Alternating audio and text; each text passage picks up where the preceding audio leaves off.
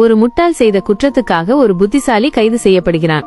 சில நாட்கள் கழித்து அந்த கைதிக்கு அவனது மனைவி ஒரு கடிதம் எழுதுகிறாள். அதில், உங்களை கைது செய்து சிறையில் வைத்ததிலிருந்து நாங்கள் வருமானத்திற்கு வழியில்லாமல் தவிக்கிறோம். வீட்டுக்கு பின்னால் இருக்கும் நிலத்தை தோண்டி அதில் பயிர் செய்து அதில் வரும் வருமானத்தை வைத்து பிழைக்கலாம் என்று இருக்கிறோம். ஆனால் அந்த நிலத்தை எப்படி தோண்டுவது என்றுதான் வழி தெரியவில்லை என்று எழுதியிருந்தாள். அதற்கு அந்த கைதி பதில் கடிதம் எழுதினான். நான் சிறையிலிருந்து வரும் வரை அந்த நிலத்தை நீ எதுவும் செய்யாதே.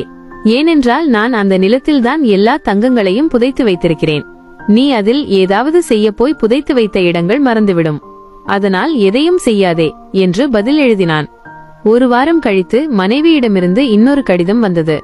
அந்த கடிதத்தில், நமக்கு யாரென்றே தெரியாத ஒரு கூட்டம் இயந்திரங்கள் எல்லாம் எடுத்து கொண்டு வந்து நம் நிலத்தை தோண்டிவிட்டு சென்று விட்டார்கள்.